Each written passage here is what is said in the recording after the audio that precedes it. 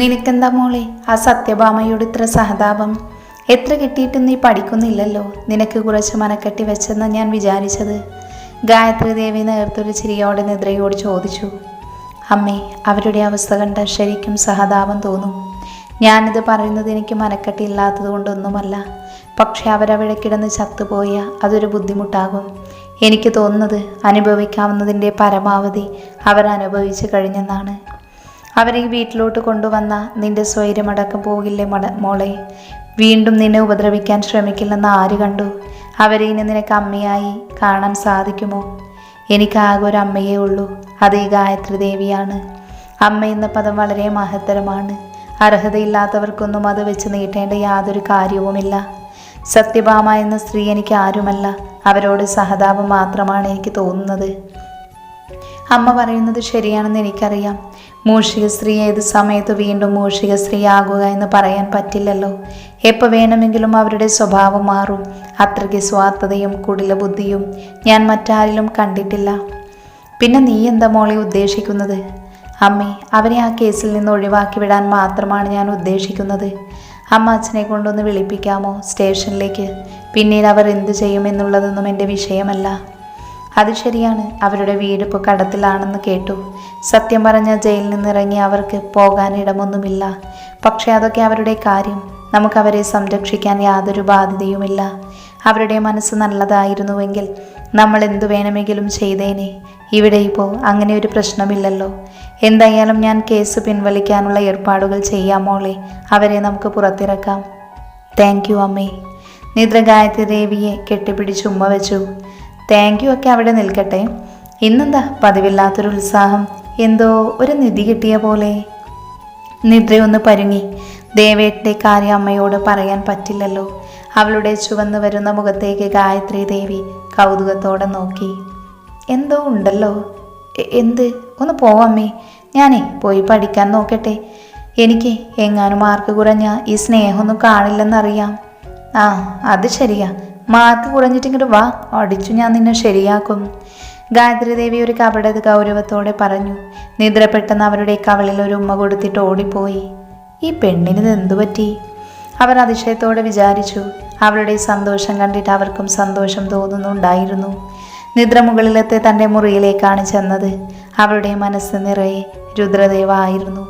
താൻ സിൻഡ്രലയുടെ ജീവിതത്തിലേക്ക് വന്ന രാജകുമാരൻ. സത്യഭാമയുടെയും മകളുടെയും ആട്ടും തുപ്പുമേറ്റ് ജീവിച്ച കാലങ്ങൾ അവൾക്ക് ഓർമ്മ വന്നു. സത്യം പറഞ്ഞ ആ കണ്ടുമുട്ടലാണ് തൻ്റെ ജീവിതത്തിന് വഴിത്തിരിവായത്. ഇന്ന് താൻ അനുഭവിക്കുന്ന സൗഭാഗ്യങ്ങളെല്ലാം തന്നെ അദ്ദേഹം കാരണമുണ്ടായതാണ്. അദ്ദേഹത്തെ മറക്കാനോ വെറുക്കാനോ തനിക്ക് സാധിക്കില്ല. പക്ഷെ സാറ എന്ന കരിങ്കൽ മതിൽ തങ്ങൾക്കിടയിൽ ഇപ്പോഴും ഉയർന്നു നിൽക്കുന്നു.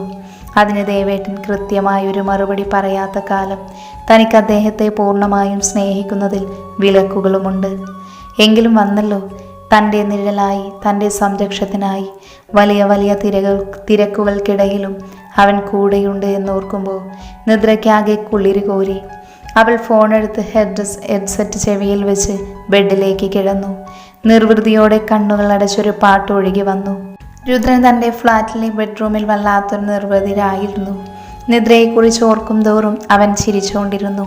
അവളുടെ നീണ്ട കറുത്ത മിഴികൾ, തന്നെ കാണുമ്പോൾ വിടർന്നു പോകുന്ന മുഖം, സാറയുടെ കാര്യം പറയുമ്പോഴുള്ള സങ്കടം, പരിഭവം, എല്ലാത്തിനോടും അവന് പ്രണയം തോന്നുന്നുണ്ടായിരുന്നു. ഞാൻ വേഗം വരും നിദ്ര. എല്ലാ തടസ്സങ്ങളെയും അതിജീവിച്ച് നിന്റെ അരികിലേക്ക് ഞാൻ പാഞ്ഞെത്തും. പിന്നെ ഒരിക്കലും ആ കണ്ണുകൾ നനയാൻ ഞാൻ സമ്മതിക്കില്ല.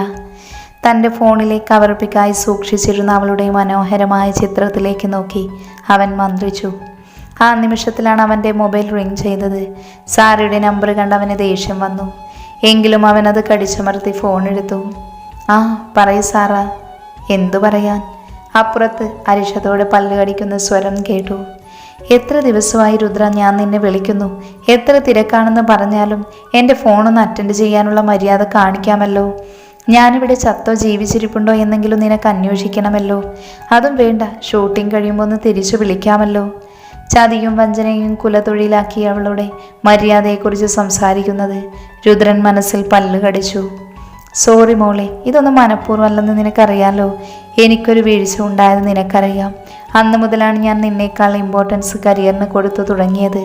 അതുമാത്രമല്ല, ഇതെല്ലാം നിനക്ക് വേണ്ടിയാണെന്ന ചിന്തയും എനിക്കുണ്ട്. ഞാൻ ഈ സമ്പാദിച്ചു കൂട്ടുന്നതെല്ലാം നിന്റെ സന്തോഷത്തിനും സമാധാനത്തിനും വേണ്ടിയാണ്. അത് നീ മറക്കരുത്. മാത്രമല്ല, ഞാൻ നിന്നെ വിളിക്കാനിരിക്കുകയായിരുന്നു. ആ വാക്കുകൾ കേട്ട് സാറയൊന്ന് തണുത്തു. സത്യമാണോ രുദ്ര? പിന്നല്ലാതെ. നീ കുറച്ച് ദിവസങ്ങൾ കൂടി കാക്കണം. അടുത്ത 5-ാം തീയതി നമ്മുടെ വിവാഹമാണ്. എല്ലാം നമ്മൾ പ്ലാൻ ചെയ്തതുപോലെ രഹസ്യമായിരിക്കണം. അടുത്ത 5-ാം തീയതിയോ? സാറയുടെ അത്ഭുതത്തോടെ പിളർന്നുപോയി. അതിനാകെ 10 ദിവസമല്ലേ ഉള്ളൂ. അതേ മോളെ, എനിക്ക് ഞാൻ അധികമൊന്നും കാത്തിരിക്കാൻ വയ്യ. എൻ്റെ അരികിലെല്ലാഞ്ഞിട്ട് നീയും വിഷമിക്കുകയല്ലേ? നമുക്ക് എത്രയും പെട്ടെന്ന് ഒന്നാകാം. ഹോ, ഞാനിത് എത്ര നാളായി കാത്തിരിക്കുകയാണെന്നറിയാമോ? സാറ സന്തോഷത്തോടെ ചോദിച്ചു. ഞാനും അങ്ങനെ തന്നെയാണ്. രുദ്രൻ ചിരിച്ചു. പക്ഷേ ഇതൊന്നും ഒരിക്കലും മീഡിയ അറിയാൻ പാടില്ല. എല്ലാം അതീവ രഹസ്യമായിരിക്കണം. മാത്രമല്ല, നമ്മുടെ വിവാഹ വീഡിയോ മാർക്കറ്റിൽ ഇറക്കി കോടിക്കണക്കിന് രൂപ മേടിച്ച് നിന്റെ പേര് ഡിപ്പോസിറ്റ് ഇടണമെന്നാണ് എൻ്റെ ആഗ്രഹം. അപ്പോൾ ഈ വാർത്ത ആവാണ്ട് നോക്കേണ്ടത് നിന്റെ കർത്തവ്യമാണ്. സോ 9-ാം തീയതി ഞാൻ വിളിക്കുന്നത് വരെ നമ്മൾ തമ്മിൽ യാതൊരു കോണ്ടാക്റ്റും വേണ്ട. മനസ്സിലായോ? ഷോ, ഇതൊക്കെ സത്യമാണോ? പിന്നല്ലാതെ. നിനക്കിത് സന്തോഷമുള്ള കാര്യമല്ലേ? അത് പ്രത്യേകിച്ച് ചോദിക്കണോ? ഇനി കുറച്ച് ദിവസങ്ങളല്ലേ ഉള്ളൂ. അതുവരെ ഞാൻ നിന്നെ വിളിക്കില്ല. I will adjust. ശരി, തലേന്ന് ഞാൻ നിന്നെ വിളിക്കും. ഏതാണ് ചെയ്യേണ്ടതെന്ന് പറഞ്ഞു തരും. അതുപോലെ നീ ചെയ്താൽ മതി. ഉറപ്പായിട്ടും. സാറ ഫോൺ വെച്ചതിന് ശേഷം രുദ്രൻ പുച്ഛത്തോടെ തൻ്റെ ഫോൺ ബെഡിലേക്കിട്ടു. പിന്നെ നിദ്രയുടെ മുഖം മനസ്സിലേക്ക് ആവാഹിച്ചു കണ്ണുകൾ അടച്ചു. സാറയാകട്ടെ സന്തോഷം കൊണ്ട് വീർപ്പ് മുട്ടുകയായിരുന്നു. അങ്ങനെ ഫേമസ് ആക്ടർ രുദ്രദേവ് അവൻ്റെ എല്ലാ സൗഭാഗ്യങ്ങളോടുകൂടി തൻ്റെ സ്വന്തമാകുന്നു. രുദ്രനോടൊപ്പം ചെന്ന് അവൻ്റെ വീട്ടിൽ നിന്ന് നിദ്രയെ ഇറക്കി വിടുന്നതോർത്തപ്പോൾ സാറ പുളകം കൊണ്ടു. ആൽവിൻ്റെ ചതിക്കു ശേഷം അവളാകെ തളർന്നിരുന്നു. ഒന്ന് ഉഷാറായത് ഇപ്പോഴാണ്. പാതിരാത്രിയിൽ എപ്പോഴോ തൻ്റെ മൊബൈൽ അടിക്കുന്നത് കേട്ടാണ് നിദ്ര കണ്ണു തുറന്നത്. ഫോണിൽ സേവ് ചെയ്തിരിക്കുന്ന ദേവേട്ടനെന്ന നമ്പർ കണ്ട് അവളുടെ ഹൃദയം കുതിച്ചു ചാടി. ഒറ്റ കുതിപ്പിന് അവൾ ഫോണെടുത്തു. ഹലോ ദേവേട്ട. അവൾ ആർദ്രമായി അവനെ വിളിച്ചു. എന്താണ്, ഇതുവരെ ഉറങ്ങിയില്ലേ? രുദ്ര നേർത്ത സ്വരത്തിൽ ചോദിച്ചപ്പോൾ നിദ്രയുടെ ചുണ്ടിലൊരു പുഞ്ചിരി വിടർന്നു. ഉറങ്ങിയെന്നറിയാമെങ്കിൽ പിന്നെ വിളിച്ചതെന്തിനാ? അവളൊരു പരിഭവത്തോടെ ചോദിച്ചു. നീ എന്നെ ഓർത്തിരിക്കുകയാണെന്ന് എനിക്കറിയില്ലേ പെണ്ണേ? പിന്നെ ഞാൻ ഇയാൾ ഓർത്തിരിക്കുകയായിരുന്നു എന്നോ? എനിക്ക് കുറേ പഠിക്കാനുണ്ടായിരുന്നു. ഞാൻ ആരെയും ഓർത്തുകൊണ്ടിരിക്കുന്നൊന്നുമല്ല. കട്ടിലേക്ക് ഫോണും കാതിൽ പിടിച്ച് മലർന്നു കിടന്നുകൊണ്ട് നിദ്ര എന്തിനോ വേണ്ടി കൈവിരലുകൾ ബെഡ്ഷീറ്റിൽ പരതി. രുദ്രൻ അത് കേട്ട് ചിരിച്ചു. കുറേ നാളുകൾക്ക് ശേഷം മനസ്സിനൊരു മഞ്ഞുകട്ട വീണ അനുഭൂതി അവനിലുണ്ടായിരുന്നു. ആത്മാർത്ഥമായ പ്രണയം നുകരുന്നതിൻ്റെ, കാത്തിരിപ്പിൻ്റെ, വിങ്ങലിൻ്റെ. ഉവ്, ഇയാളെ ഓർക്കാൻ ആ സാറയുണ്ടല്ലോ. ഞാനെന്തിനാ? ആ പരിഭവം കേട്ട് വീണ്ടും രുദ്രൻ്റെ ചുണ്ടിലൊരു പുഞ്ചിരി വിടർന്നു. അവളുടെ ആ സൂയ നിറഞ്ഞ പരിഭവത്തിലും അവന് പുതുമ തോന്നുന്നുണ്ട്. സാറയൊക്കെ എന്ത്? നീയല്ലേ ഞാൻ അഗ്നിസാക്ഷിയായി താലി കെട്ടി എൻ്റെ ഭാര്യയാക്കിയവൾ. എന്നെ കളിയാക്കുകയാണോ? പക്ഷെ ആ താലി എൻ്റെ കഴുത്തിലില്ലല്ലോ. നിദ്രയുടെ ശബ്ദമിടറി. ഒരിക്കൽ കൂടി ഞാൻ അത് ആ കഴുത്തിൽ കെട്ടി തന്നാലോ? അപ്പുറത്ത് മൗനമായിരുന്നു. നിദ്ര. രുദ്രൻ കാതരമായി വിളിച്ചു. എന്താ? അവൾ വിളി കേട്ടു. ഒന്നുകൊണ്ടും വിഷമിക്കേണ്ട കേട്ടോ, ഞാനുണ്ട് നിനക്ക്. കുറച്ച് താമസിച്ചിട്ടാണെങ്കിലും ഞാൻ വരും. കാത്തിരിക്കണം. എത്ര കാലം വേണമെങ്കിലും കാത്തിരിക്കാം.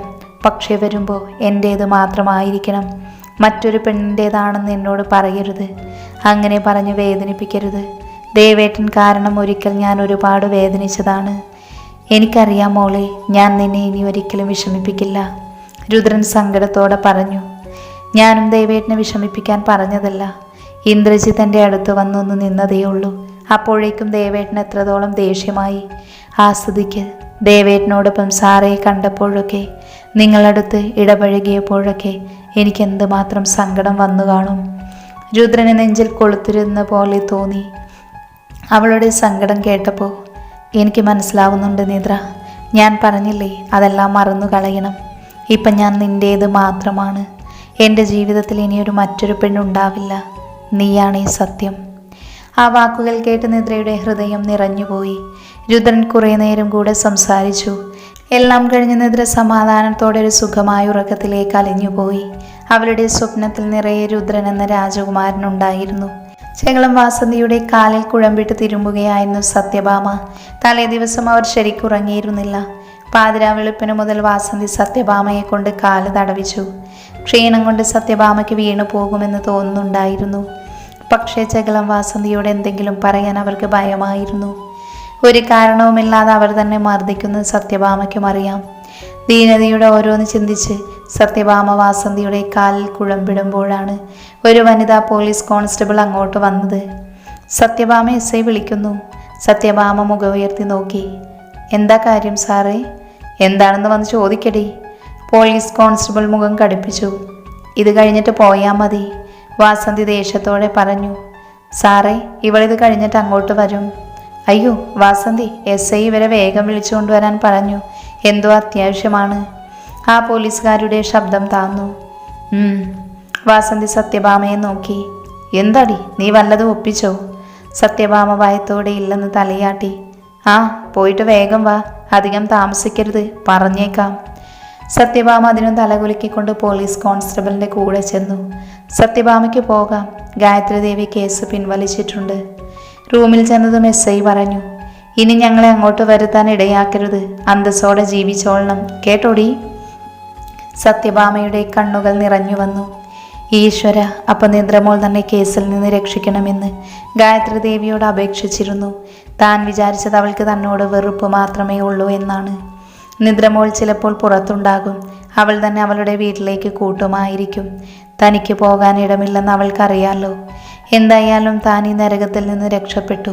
കുറച്ച് ദിവസം കൂടി ഇവിടെ കഴിഞ്ഞിരുന്നെങ്കിൽ താൻ ചത്തുപോയേനെ, സത്യഭാമ വിചാരിച്ചു. സത്യഭാമ ചെല്ലുമ്പോൾ പുറത്ത് കാറുമായി നിദ്ര കാത്തിരിപ്പുണ്ടായിരുന്നു. അവർക്ക് അടക്കാനാവാത്ത സന്തോഷം തോന്നി. അവർ വേഗം അവളുടെ അടുത്തേക്ക് ചെന്നു. മോളെ, നിനക്ക് ചെറിയമ്മയെ രക്ഷിക്കാൻ തോന്നിയല്ലോ, ഒരുപാട് നന്ദിയുണ്ട്. നിദ്ര പെട്ടെന്ന് തൻ്റെ കൈ ഉയർത്തി കാണിച്ചു. നിങ്ങളോടുള്ള സ്നേഹം കൊണ്ടൊന്നുമല്ല ഞാൻ നിങ്ങളെ രക്ഷിച്ചത്. ഒരിക്കൽ നിങ്ങൾ കുറേ കാലം എൻ്റെ അച്ഛൻ്റെ കൂടെ ജീവിച്ചതാണല്ലോ എന്നോർത്ത് മാത്രമാണ്. ഇനിയും അടങ്ങി ഒതുങ്ങി കഴിയാമെങ്കിൽ നിങ്ങൾക്ക് കൊള്ളാം. പഴയതുപോലെ സ്വാർത്ഥതയും കുടില ബുദ്ധിയും കൊണ്ട് മറ്റുള്ളവരെ ഉപദ്രവിക്കാൻ ഇറങ്ങിയ ഇതിൻ്റെ ഇരട്ടി നിങ്ങൾ അനുഭവിക്കേണ്ടി വരും. സത്യഭാമയുടെ മുഖം മങ്ങിപ്പോയി. അയ്യോ മോളെ, ഞാൻ അങ്ങനെയൊന്നും. നിദ്ര അവരെ ശ്രദ്ധിക്കാതെ കാറിലേക്ക് കയറി. എന്താ നോക്കി നിൽക്കുന്നത്, കയറ്.